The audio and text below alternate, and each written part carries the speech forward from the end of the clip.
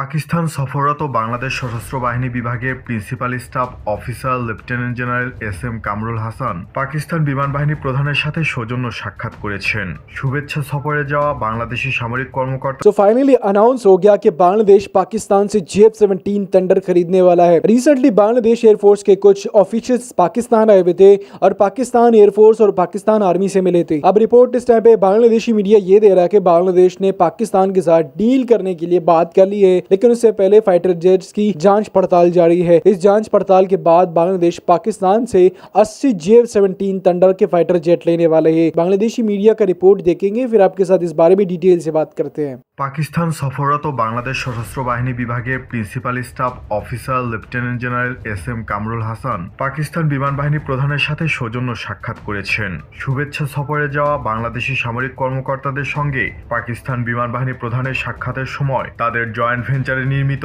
JF-17 thunder বিমানটি মূল্যায়ন করে দেখতে প্রস্তাব দেওয়া হয়। সেক্ষেত্রে সরাসরি ক্রয় প্রস্তাব ছিল না এটি, বরং বিমানটি ক্রয়ের ব্যাপারটি বিবেচনার অনুরোধ বলাই শ্রেয়। পাকিস্তানের DGISPR এ প্রকাশিত একটি ভিডিও বার্তায় দুই দেশের সামরিক সম্পর্ক অনন্য উচ্চতায় নেওয়ার পাশাপাশি যৌথ প্রশিক্ষণ, সামরিক মহড়া, যুদ্ধ কৌশল প্রদর্শন এবং সামরিক সরঞ্জামের বিষয়ে বিস্তারিত আলোচনা করা হয়েছে।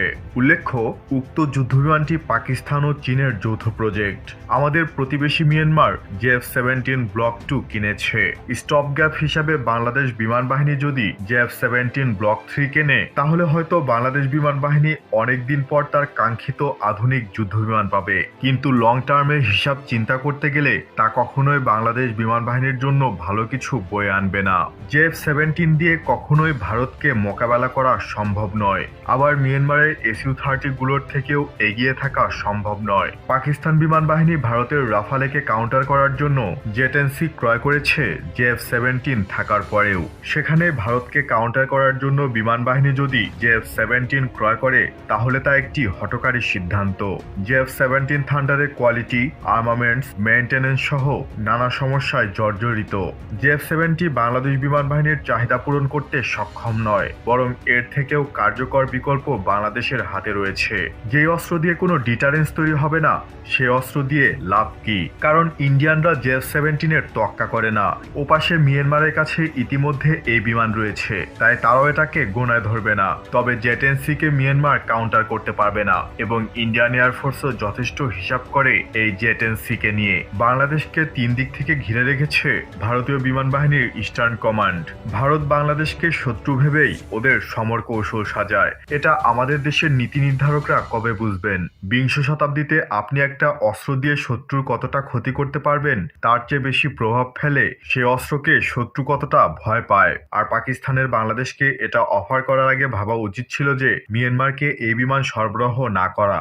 যেহেতু মিয়ানমার JF-17 থান্ডার ব্যবহার করে, তাদের অভিজ্ঞতাও বেশি, তাই সব দিক বিবেচনায় জেট-এনসি আমাদের জন্য বেস্ট অপশন।